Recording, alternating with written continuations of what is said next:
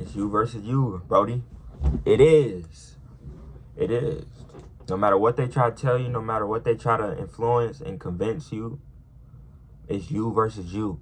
And you gotta actually understand that. And I'm gonna give you points on why you have to understand that, because, you know, there's a whole bunch of benefits and ways why you should understand it's you versus you. But just to go, just to jump in and get started, the first one is just knowing, bro, that it really is you versus you. It's you versus your laziness. It's you versus your doubt. It's you versus your insecurities. It's you versus your fears. It's just you versus you. Imagine we're in a life where you have all these things surpassed, as far as you don't second guess yourself. You don't fear nothing, and you just unapologetically yourself. How could you lose? And even if you do have a bump in the road, I'm not even gonna call it a loss. You'll always bounce back from that, or you'll always, revisit what went wrong, and you'll learn from that and grow. And that's something I have to understand, that like all this shit is just an experience. Like, there could be somebody going through the same shit that you go through, and somebody else on the other part of the world loves shit like that, while we over here stressing. Me and you could be stressing about a fucking heartbreak, and this motherfucker over here is happy as fuck he got his heart broken. Fuck it, nigga. The next girl, I'm about to do this, and right. And it's like, that gives you all the perspective you need, bro, to move forward and understand that this shit is all game, and this shit is all how you look at it. Nothing's good or bad. It's all about how we perceive the shit. And it's easier said than done, which is why I'm on this journey and being transparent with y'all, letting y'all know that I go through the same shit. And we just got to grow. We just got to get better. 1% better each and every day. We got to understand. We got to be aware. It starts with being aware, being purposeful, being intentional to where we want to go.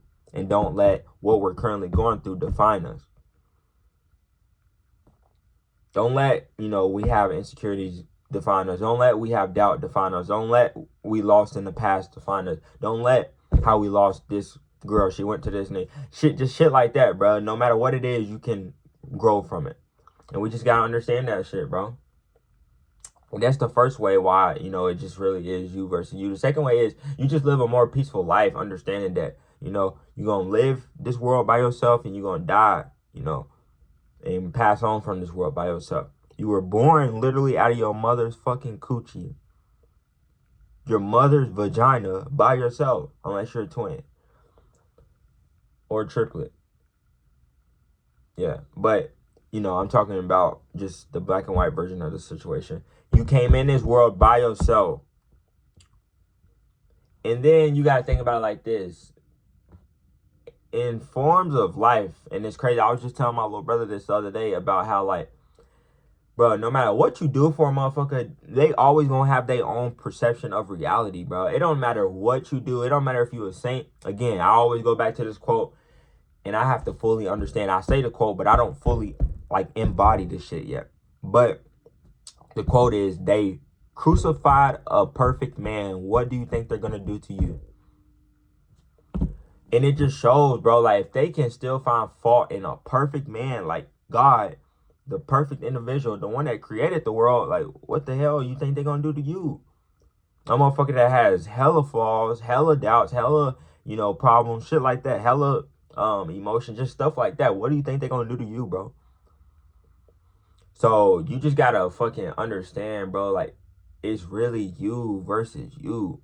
No matter what it is. It don't matter if you in a basketball game, motherfucker, and you see 50 different faces on the court or in the crowd, and some people booing you, people on the other team fucking trying to lock you up. You just gotta understand, bro, I'm not versing them. I'm versing myself. I'm versing myself. I'm versing how, how shifty I can be. I'm versing how quickly I can move my feet to get to the basket. I'm versing how fast I can get my shot off and actually be in line with the goal to make the bucket. I'm focused on, or I'm versus the self-doubt in my mind while I'm on the court. All these things, and this doesn't just have to apply to basketball. It's business, you know. Let it be you in a workroom or a business offer, and you thinking you gotta sell this motherfucker. No, you gotta sell yourself. You gotta present yourself in the best way possible without any doubts, any insecurities, anything that's went on in the past, and embody the version of yourself that you want to be and move forward. And I bet you that motherfucker would buy from you. It's not you versus all these other niggas that's going after this same fucking female. It's you versus you. It's you working on better habits to become more attractive. If it's you working on talking better, it's you getting the right hairstyle that fits for you. It's you not letting fucking limiting beliefs limit you. It's you versus being, you know, learning how to be a better partner, how to communicate better. All these things, bro. And I want to kind of go a little bit deeper on this topic right here with the say you got a girl you going after, or just other niggas, bro. Like, you not competing with no other nigga, bro. Especially not over no fucking female.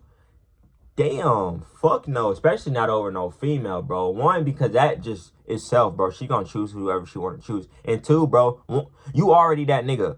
So just fucking know that shit. And even if life hasn't caught up and understood that yet, nigga, just know within yourself that you are that nigga. And eventually life will catch up and start getting with the fucking program and understanding you are that nigga. And she'll understand it. And if not, fuck it. Her laws, they'll eventually find out.